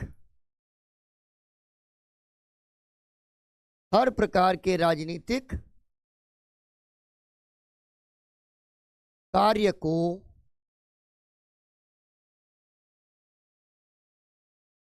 गैर कानूनी बना दिया गया। अब भाई देखो, वही हुआ ना इसकी उम्मीद थी। कांग्रेस गैर कानूनी है, अखबार में कुछ छाप नहीं सकते, कोई जुलूस, धरना, प्रदर्शन, सभा, मीटिंग कर नहीं सकते, और पूरा का पूरा कांग्रेस का नेतृत्व जेल में है। तो क्या हुआ? अभी हमने क्या देखा था? असहयोग आंदोलन कांग्रेस कर रही है, सविनय अवज्ञा कांग्रेस कर रही है, लेकिन भारत छोड़ो आंदोलन, और इसीलिए गांधी जी ने यह काम किया कि उन्होंने इस बात की स्वतंत्रता दे दी, यह आंदोलन अब जनता लड़ेगी। तुम नेतृत्व को तो पकड़ लोगे, लेकिन जनता को कैसे पकड़ोगे? इतनी जनता 35 करोड़। तो कहा जाता है कि भारत छोड़ो आंदोलन एक स्वतः स्फूर्त आंदोलन था। भारत छोड़ो आंदोलन एक स्वतः स्फूर्त आंदोलन था। इसका मतलब क्या हुआ? स्वतः स्फूर्त एक होता है संगठित, ठीक है, सविनय अवज्ञा वगैरह संगठित आंदोलन थे। लेकिन अभी यह आंदोलन पूरी तरीके से जनता के हाथ में है, और इसलिए वो स्वतः स्फूर्त है। इसका मतलब क्या होता है? अपने आप हो रहा है। यह मजा है। अब भैया कोई संगठन वंगठन अंग्रेजों ने छोड़ा ही नहीं, सबको कुचल दिया।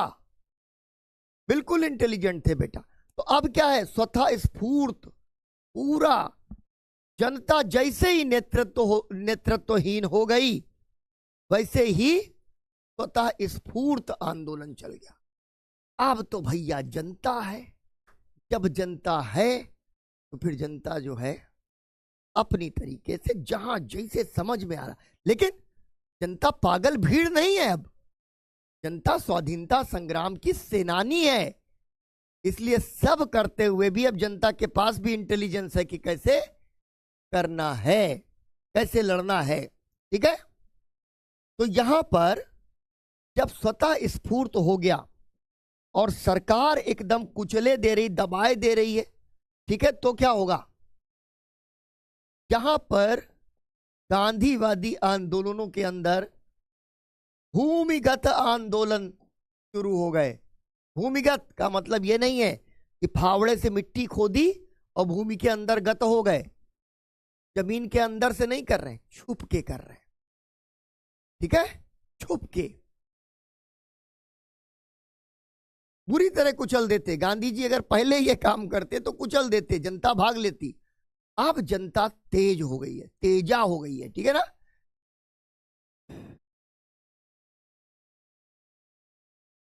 अब रवि बेटा, इसीलिए तुम्हारी पढ़ी लिखी जो लौट है वो लोगों को बताएगी कि भैया ये है ना, ऐसे देखो समझो, ठीक।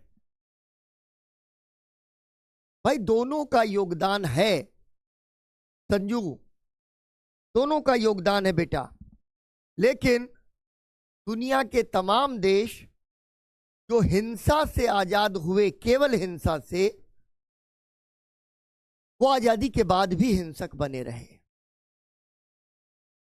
ठीक है, आजादी के बाद भी हिंसक बने रहे।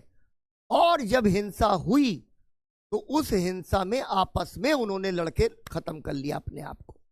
दुनिया की बड़ी क्रांतियां देख लो, फ्रांसीसी क्रांति, रूसी क्रांति, क्यूबा क्रांति, चीनी क्रांति, कांगो क्रांति, ठीक है, सारी क्रांतियां, जो राष्ट्र स्वतंत्र हुए हिंसा के बल पर, उनका इतिहास देख लो, इटली का इतिहास देख लो, जर्मनी का इतिहास देख लो।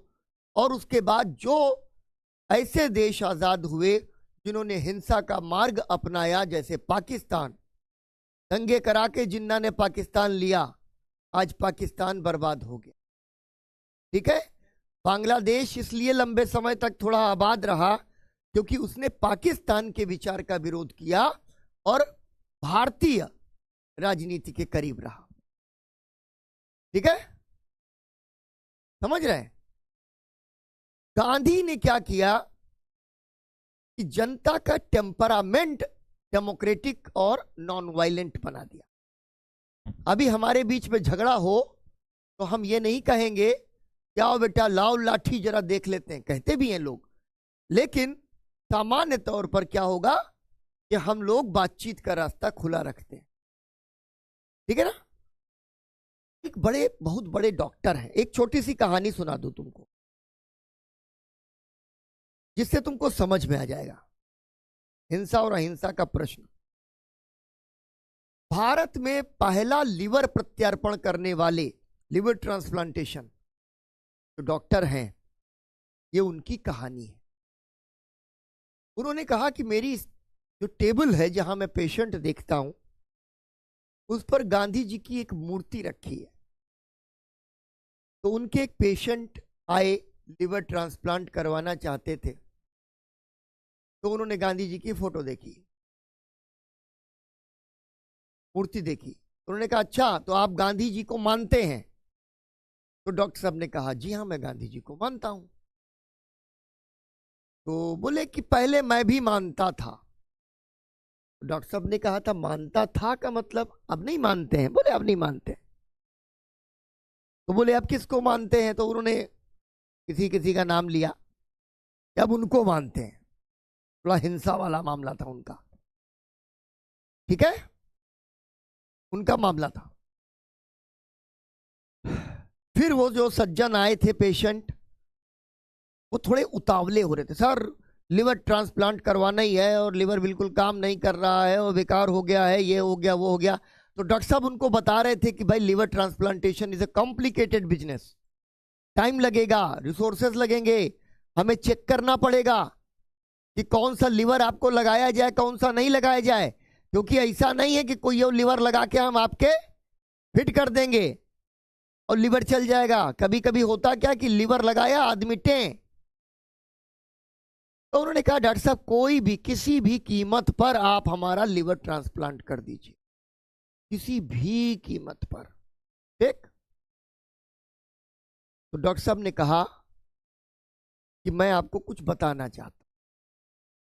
उन्होंने विस्तार से बताया कि लिवर जो है अगर हमने किसी भी कीमत पर ट्रांसप्लांट कर दिया तो आप कैसे, आपकी जान जा सकती है, आप जिंदगी भर के लिए ऑन बेड हो सकते हैं, ठीक है ना। आपके शरीर में तमाम दूसरी तरीके के रिएक्शंस हो सकते हैं, आपको आगे चलकर के ब्लड संबंधी बड़ी समस्याएं हो सकती हैं, क्योंकि लिवर ही ब्लड बनाता है। अगर सही से देखो ना तो ब्रेन को तो हम लोग बड़ा तारीफ करते हैं, ब्रेन ब्रेन ब्रेन, लेकिन साला बॉडी में तो सबसे बड़ा ब्रेन लिवर है। उन्होंने वो समझाया। तो फिर डॉक्टर साहब ने पूछा, ये बताइए कि क्या अब भी आप किसी भी कीमत पर लिवर ट्रांसप्लांट करवाना चाहते हैं? तो पेशेंट ने कहा कि नहीं सर, अब हम किसी भी कीमत पर लिवर ट्रांसप्लांट नहीं करवाना चाहते। तो डॉक्टर साहब ने बड़ा खूबसूरत जवाब दिया। उन्होंने कहा, बस ऐसे समझ लीजिए कि गांधी जी किसी भी कीमत पर आज़ादी नहीं चाहते थे, इसलिए जितना गाली पड़ता है ना, ये किया वो नहीं किया, फलाना किया ढिकाना किया, क्योंकि गांधी जी किसी कीमत पर आज़ादी नहीं चाहते थे।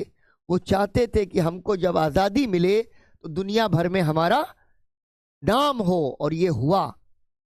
आज भी पूरी दुनिया में अगर तुम जाओगे तो वहां पर तुमको यही कहा जाएगा कि आप गांधी के देश से आए हैं। हाँ हाँ, वो सब WWE चल रहा है, क्या करेंगे बेटा। चलो, एक तो हुआ कि भूमिगत आंदोलन हुआ। दूसरे एक बड़ा इंटरेस्टिंग चीज हुई,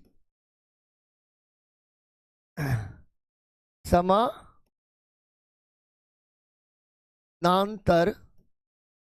सरकारें बनी, समानांतर सरकारें बन गई। तो एक भूमिगत आंदोलन, दूसरा समानांतर जो है सरकारें बन गई, और जनता स्वतः स्फूर्त ढंग से लड़ने लग गई। इसके बीच में बलिया में, बंगाल के तामलुक में, महाराष्ट्र के सतारा में, इस तरीके से 3 सरकारें बनी जो प्रीलिम्स के लिए तुम्हारे जरूरी हैं। अब लिखो अगला पॉइंट, आंदोलन का स्वरूप। हेडिंग डाल दो, आंदोलन का स्वरूप।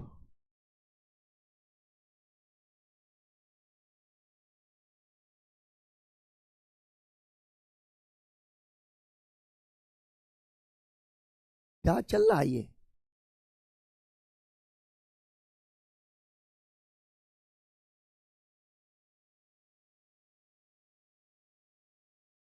क्या चल रहा है? नाना पाटिल, हाँ नाना पाटिल तो ठीक है।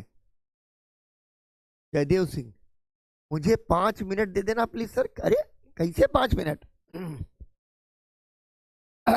चित्तू पांडे बिल्कुल बढ़िया।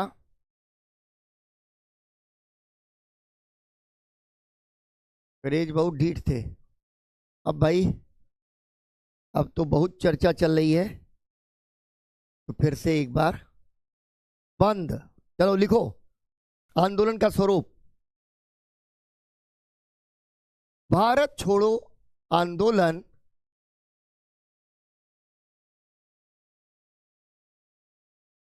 भारत छोड़ो आंदोलन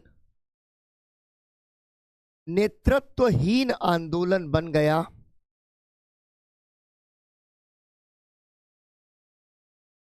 नेतृत्वहीन आंदोलन बन गया, परंतु जनता के बीच से ही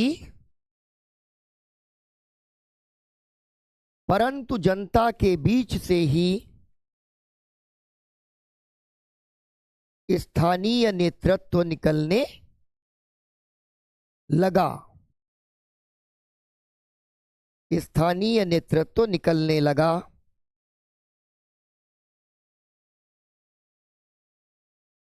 ठीक है।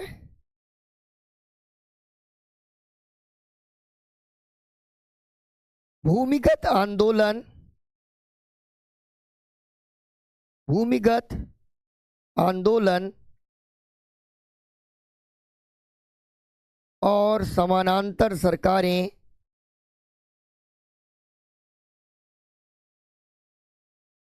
समानांतर सरकारें इस आंदोलन की खासियत बन गए, इस आंदोलन की खासियत बन गए। ठीक है, इस आंदोलन की खासियत बन गए।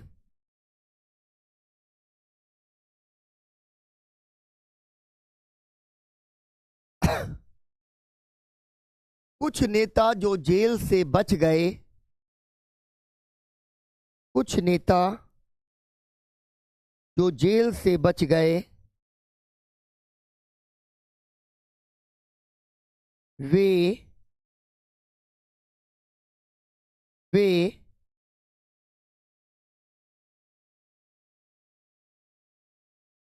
छुपकर वे छुपकर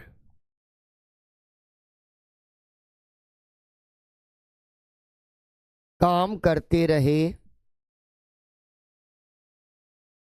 वे छुपकर काम करते रहे। जैसे जैसे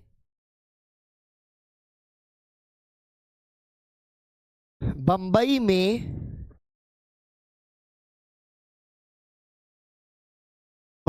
में अरुणा आसफ अली, बहुत बढ़िया लेडी। देखो ये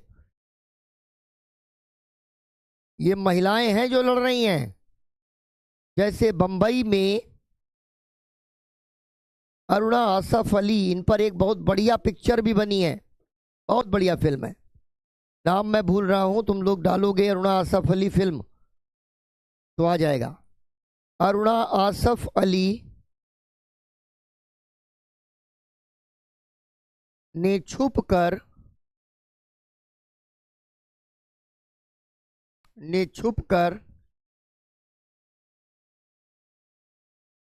एक गुप्त रेडियो का संचालन किया। सॉरी, अरुणा आसफ अली नहीं, उषा मेहता, माफ करना माफ करना। रुको रुको, तो रुको, एक मिनट रुक जाओ, एक सेकंड होल्ड करो। अरुणा आसफ अली, इतना ही लिख लो।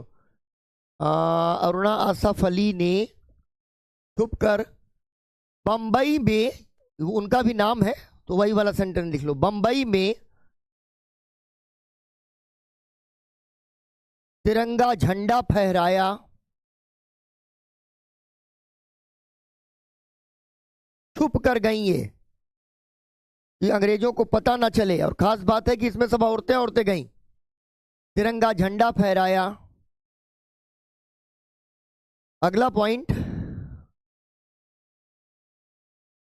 उषा मेहता ने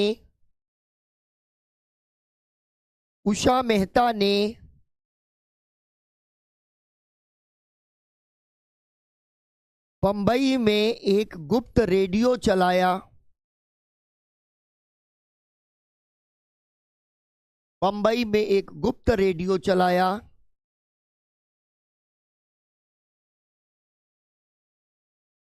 जिसे राम मनोहर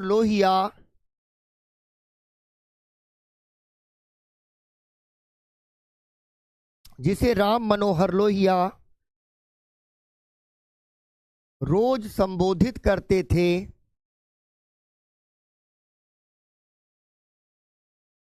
अगला पॉइंट,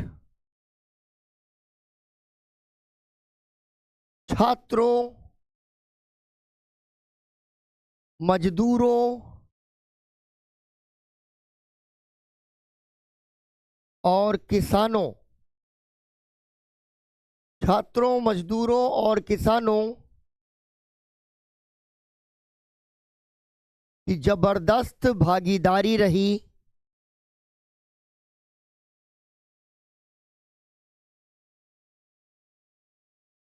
ग्रामीण भारत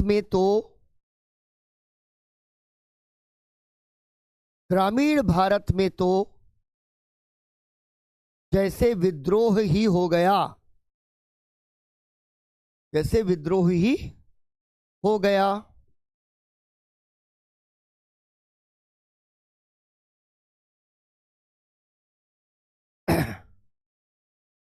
तीन जगहों पर 3 जगहों पर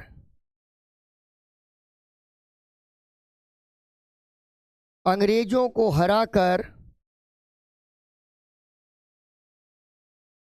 3 जगहों पर अंग्रेजों को हराकर समानांतर सरकारें बन गईं। डैश लगाना, समानांतर सरकारें बन गईं, फिर डैश लगाना। पहला लिखो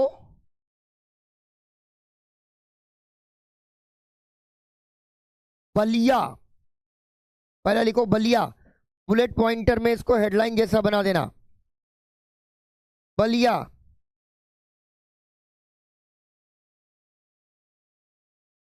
ठीक है,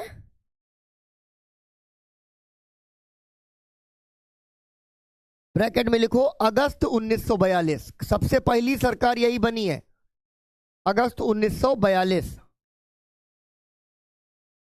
और इसी में इंडेंट बुलेट पॉइंट पे लिखना बलिया, लिख दिया है हेडिंग ना, बलिया अगस्त 1942, इंडेंट बुलेट पॉइंट बनाओ डैश लगा के। सबसे पहली समानांतर सरकार, सबसे पहली समानांतर सरकार चित्तू पांडे के नेतृत्व में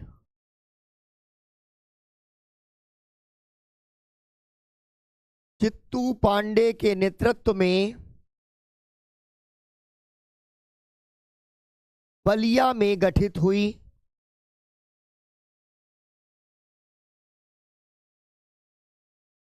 बलिया में गठित हुई और कई जेल में बंद कांग्रेस नेताओं को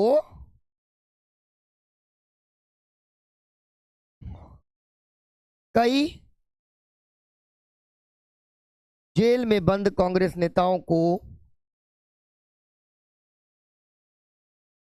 छुड़ा लिया गया।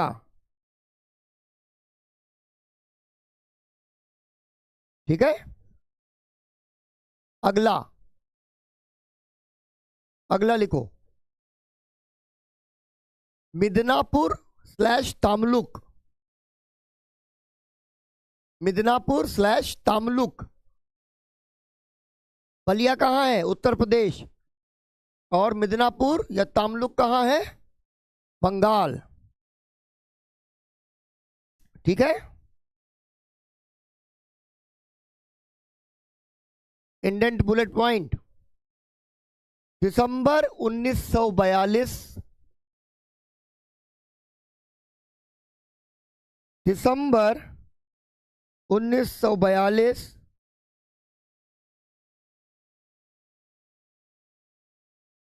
में सतीश चंद्र सामंत, दिसंबर 1942 में सतीश चंद्र सामंत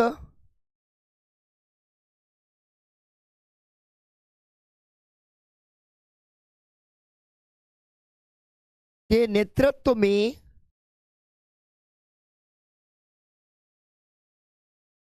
जातीय सरकार का गठन हुआ। इसे जातीय सरकार कहते थे, याद रखना। मिदनापुर तामलुक वाली जातीय सरकार है, जातीय सरकार का गठन हुआ।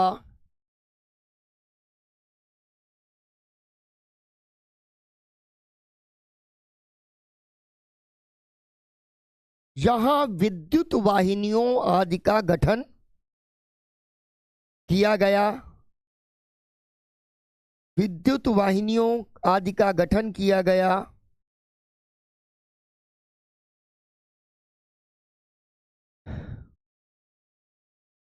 स्कूलों को सरकारी अनुदान दिया गया तथा राहत कार्य संपन्न हुए। तीसरा, सतारा, सतारा कहाँ है? महाराष्ट्र, सतारा महाराष्ट्र। लिखो 1943 के मध्य 1943 के मध्य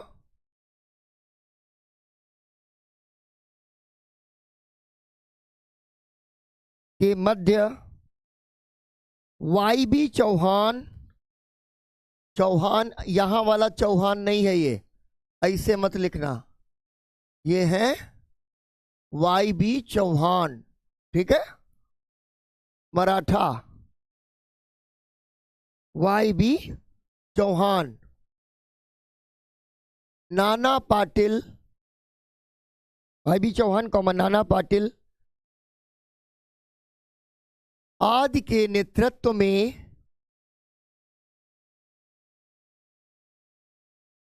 प्रति सरकार का गठन हुआ। ये सब प्रीलिम्स के हिसाब से इंपॉर्टेंट है। प्रति सरकार का गठन हुआ।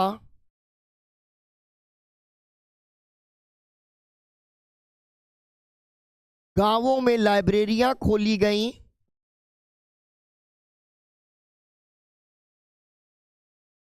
गांधी विवाह संपन्न किए गए।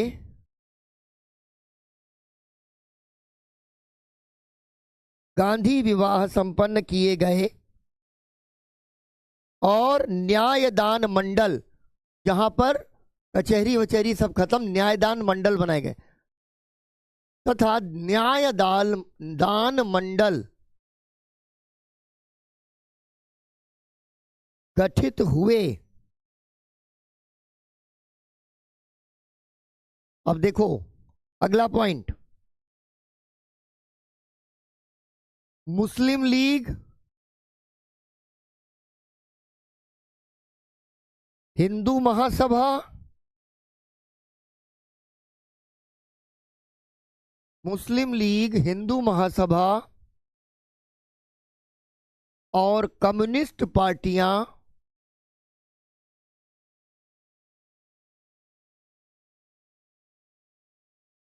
पार्टियां भारत छोड़ो आंदोलन से अलग रहे।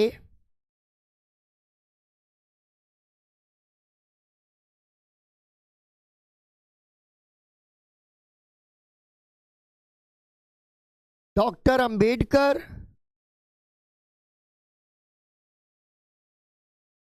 अंबेडकर 1942 से 46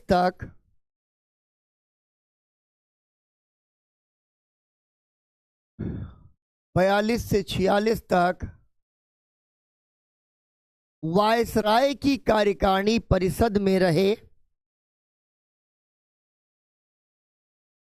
वायसराय की कार्यकारिणी परिषद में रहे।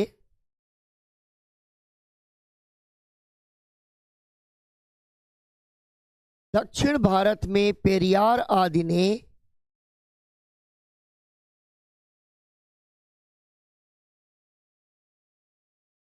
ठीक है, दक्षिण भारत में पेरियार आदि ने भी इसका विरोध किया। भारत छोड़ो आंदोलन का अंग्रेजों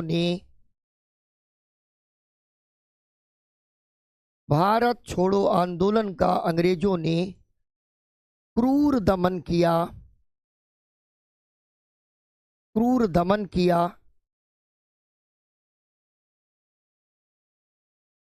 तकरीबन 10,000 लोग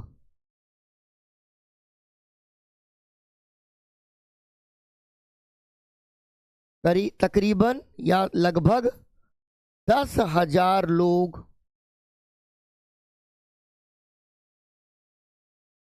इस आंदोलन में शहीद हुए। 10,000 लोग मारे गए, सोचो जरा, ठीक, इस आंदोलन में शहीद हुए। अब देखो यहां पर क्या हुआ, सन्नाटा। 1942 में सब चले गए जेल और 1942 से 1945 तक एकदम कंप्लीट सन्नाटा हो गया राजनीतिक परिदृश्य पर। कांग्रेस एकदम खत्म कर दी गई, नेटवर्क एकदम खत्म कर दिया। ठीक है, ठीक, समझ रहे हो? यही रामबाण बचा है बच्चे, क्या करें। प्रांची का क्वेश्चन, अब जैसे शुरू तो प्रांची इसीलिए ले लेता हूं। प्रांची का क्या क्वेश्चन है, फिर से डालो बेटा। ठीक है, पीहू, कोई आंदोलन बेटा पूरी तरीके से ना सक्सेसफुल है ना अनसक्सेसफुल है, क्या मिला? ठीक है, 42 में आजादी तो नहीं मिली, तब जेल चले गए, लेकिन अंग्रेज ये समझ गए कि अब हिंदुस्तानियों को बहुत लंबे समय तक आप गुलाम नहीं रख पाएंगे। ठीक है, कोमल के जो है उसमें वीडियो ही नहीं चल रहा है कोई। हाँ, ये स्वतंत्रता फ्री नहीं है भाई, बिल्कुल सही है विकांक्षा। अरे अनुप्रिया, देखूं कहां से, इतना कमेंट है बेटा। चलो, प्रांची का क्या सवाल था वो मुझे दिखाई ही नहीं दिया है, तो प्रांची फिर से सवाल डालो। अब इसी समय में अंग्रेजों ने अपना खेल खेला, कांग्रेस गायब है और मुस्लिम लीग और सांप्रदायिक शक्तियों को खूब बढ़ावा दिया, इसलिए कि किसी भी तरीके से कांग्रेस को पीछे धकेला जा सके। रोहन बलिया से है, अरे वाह, बस करो सर। अब देखो, ये ऐसे कमेंट भी तो देखने पड़ते हैं। अब बस करें या ट्रेन करें, लेकिन एक छोटी सी बात बता दें, 1945 में आखिरकार ये दबाव बनने लगा कि विश्व की परिस्थितियां बदल रही हैं, द्वितीय विश्व युद्ध समाप्त हो रहा है और इतने बड़े आंदोलन को कुचलकर अब अंग्रेज यहां खड़े हैं। तो एक बार फिर से वो प्रक्रिया शुरू होगी और अब हमारा इतिहास बचा आखिरी 2 साल का। आखिरी 2 साल में अब आंदोलन वगैरह नहीं होने हैं, अब क्या होना है कि बार बार यहाँ पर बेबल प्रस्ताव, फिर शिमला सम्मेलन, फिर उसके बाद में कैबिनेट प्रपोजल, और कैबिनेट प्रपोजल के बाद में आखिरकार 1947 का भारत स्वतंत्रता अधिनियम, और इसी में स्वतंत्रता और विभाजन पर मेंस के दृष्टिकोण से चर्चा।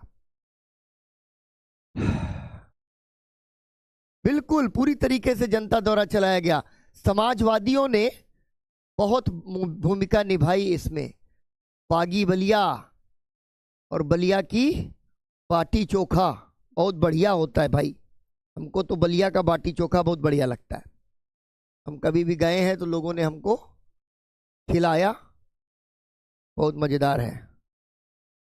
तो चलो, अब इस टॉपिक को शुरू करेंगे तो फ्लो में शुरू करेंगे कि थोड़ा प्रस्तावों का भी एक फ्लो बन जाए, ताकि तुम स्वतंत्रता में जो ट्रांसफर ऑफ पावर है उसको समझ सको। ठीक है ना, उसको तुम लोग समझ सको। तो अब हम लोग मिलते हैं कल की क्लास में। आज के लिए इतना ही, ठीक है ना।